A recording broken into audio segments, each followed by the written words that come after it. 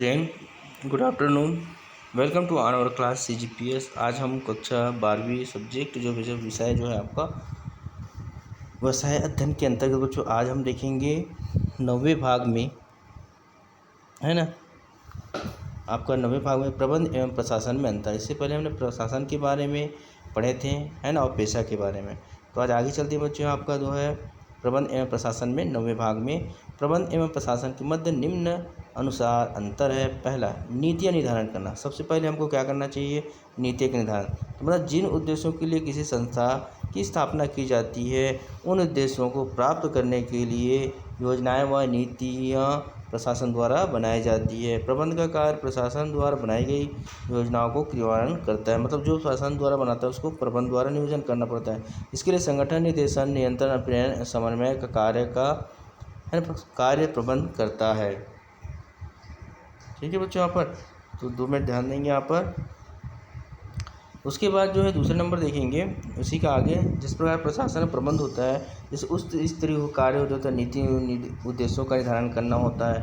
फिर मध्य स्तरीय कार्य को नीति उद्देश्यों क्रियान्वयन कर लक्ष्य प्राप्त करना होता है। निम्न स्तरीय कार्य जो कार्य या क्रियात्मक कार्य होता है ये प्रबंध। उसके बाद दूसरा देखेंगे स्वामी सेवक का संबंध। स्वामी और सेवक का संबंध क्या होता है? प्रशासन व्यवसाय का स्वामी होता है अथवा पूंजी, श्रम, साहस व संगठन उपलब्ध कराता है, जबकि प्रबंध जो है संस्था के सेवक कर्मचारी होते हैं। कौन जो है? सेवक होते हैं। ये अपनी कला, कौशल व ज्ञान के से संगठन कार्य को संपन्न करते हैं। तो स्वामी और सेवक का संबंध होता है यहाँ पर, है ना। दूसरा है बच्चों अगला तीसरा नंबर, प्रतिफल प्राप्त करना। प्रशासन को अपनी पूंजी के बदले लाभ प्राप्त होता है ना, जबकि प्रबंध को अपने कार्य के बदले परिश्रम या वेतन प्राप्त होता है उसको। चौथा देखेंगे समन्वय एवं नियंत्रण। प्रशासन का कार्य वित्त, उत्पादन एवं वितरण में समन्वय बनाए रखना है। प्रबंध का कार्य जो होता है संगठन में पूर्ण नियंत्रण रख नीतियों का क्रियान्वयन करना होता है, क्रियान्वित करना, है ना। पांचवा, कार्य स्तर। मतलब प्रशासन सर्वोच्च या उच्च स्तर का प्रबंध माना जाता है, जबकि प्रबंध का स्तर मध्य एवं निम्न श्रेणी का होता है। छठवां नंबर देखेंगे निर्देशों का पालन। प्रशासन द्वारा निर्देश जारी किए जाते हैं, इन निर्देशों का पालन करना प्रबंध का कार्य होता है। मतलब प्रशासन जो है निर्देश देता है, जारी करता है, लेकिन उसको जो है प्रबंध जो है उसका पालन करता है। सातवां, प्रबंध एवं प्रशासन शब्दों में का प्रयोग। मतलब प्रशासन शब्द का प्रयोग सामान्यतः जो है सरकारी क्षेत्र में किया जाता है, जबकि प्रबंध शब्द का प्रयोग गैर सरकारी उपक्रम या संस्थाओं में किया जाता है। ज्ञान की आवश्यकता। मतलब प्रशासकीय अधिकारियों या वर्ग को प्रशासन के अनुभव की अधिक आवश्यकता होती है, जबकि प्रबंध अधिकारियों को प्रबंध से संबंधित तकनीकी ज्ञान तथा प्रबंधकीय ज्ञान आवश्यक है, तो उससे संबंधित ज्ञान होना चाहिए। इस प्रकार देखें प्रशासन और प्रबंध में चिंतन कार्य या क्रियान्वयन कार्य, मतलब क्रिया, डूइंग फंक्शन, थिंकिंग फंक्शन, मतलब ये सोच है और ये क्रिया है। अंग्रेजी विचारधारा। मतलब अंग्रेजी विचारधारा में प्रशासन की अपेक्षा प्रबंध का क्षेत्र अधिक व्यापक होता है, और जबकि प्रशासन संबंध का केवल नियोजन नियंत्रण से होता है, जबकि प्रबंध लक्ष्यों की प्राप्ति के लिए नियोजन एवं नियंत्रण, समन्वय आदि से होता है। अमेरिकन विचारधारा। तो अंग्रेजी विचारधारा के विपरीत ही जैसे प्रशासन का कार्य क्षेत्र प्रबंध की तुलना में अधिक होता है ना, क्योंकि प्रशासन उच्च स्तरीय होता है, प्रबंध उद्देश्यों को प्राप्त करने के लिए प्रशासन के अधीन रहता है, अतः इसका कार्य क्षेत्र प्रशासन की तुलना में संकुचित रहता है।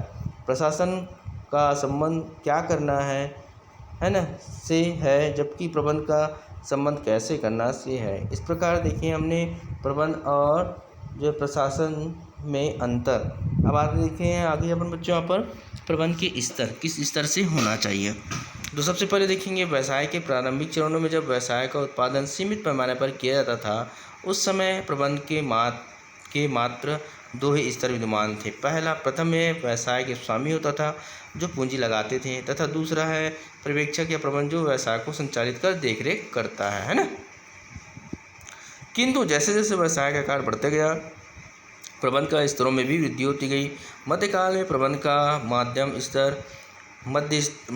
स्तर विकसित हुआ, छोटा स्तर, है ना। कालांतर में प्रबंध के अनेक स्तर विकसित हो गए। फिर अमेरिकन मार्केटिंग संगठन द्वारा एक सर्वेक्षण से प्राप्त परिणामों के आधार पर 88 कंपनियों में से 33 कंपनी प्रबंध के 7 स्तर और लगभग 40 कंपनियों में 8 स्तर पाए गए।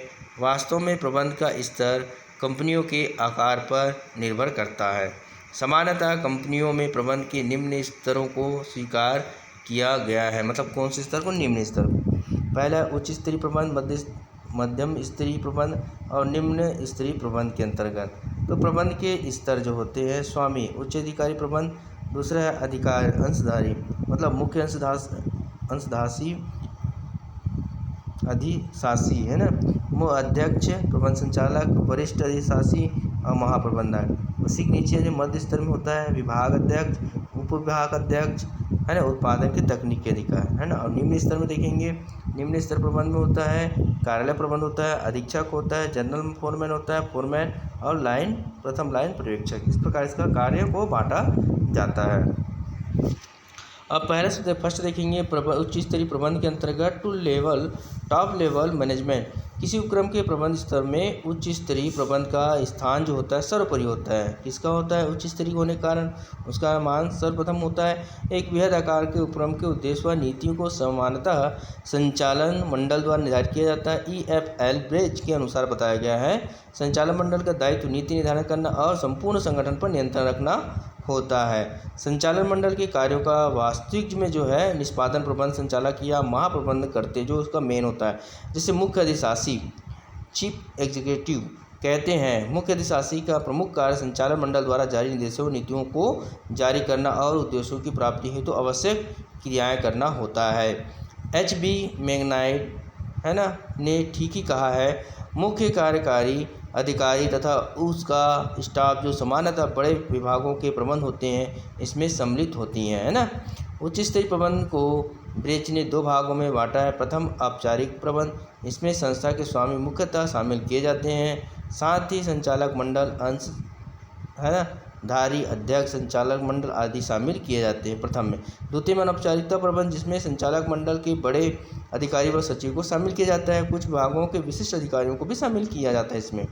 तो इस स्तरीय प्रबंध के प्रमुख 2 व्यक्तियों को शामिल किया गया, पहला संचालक मंडल, दूसरा मुख्य अधिशासी। पहला आता है संचालक मंडल, बोर्ड ऑफ डायरेक्टर्स। जैसे कि पूर्व में स्पष्ट किया जा चुका है कि संचालक मंडल स्वामी का एक समूह होता है जिसका कार्य नीतियों का निर्धारण करना व उद्देश्यों को निश्चित करना होता है। कौन संचालिका? स्वामी। साथ ही संपूर्ण संगठन में नियंत्रण बनाए रखना होता है। EFH ब्रेच के अनुसार जो बताया, संचालक मंडल का दायित्व नीति निर्धारण करना और संपूर्ण संगठन पर नियंत्रण रखना। HB मैनार्ड के अनुसार संचालक मंडल में निम्न गुण होना आवश्यक है। पहला, कल्पनाशील होना चाहिए, पहलपन होना चाहिए, निर्णय होना चाहिए, न्याय होना चाहिए, है ना, मानवीय समझ होना चाहिए और विश्वास, ये सबसे पहले उसमें होना चाहिए। अब संचालन मंडल के कार्य देखेंगे। Function of board of director, Kunda J O'Donnell के अनुसार संचालक मंडल के निम्न कार्य होते हैं, है ना। पहला देखेंगे, उपक्रम के उद्देश्यों का निर्धारण करना, संस्था के ट्रस्टी के रूप में उसकी रक्षा करना, मुख्य अधिशासी का चयन करना, संस्था की उपलब्धियों परिणाम को जांच करना, बजट को पारित करना, आय का उचित वितरण करना, और 7वां है महत्वपूर्ण विषयों पर विचार विमर्श करना। 8वां देखेंगे, व्यवसाय के दीर्घकालीन स्थायी विकास की करना, है ना।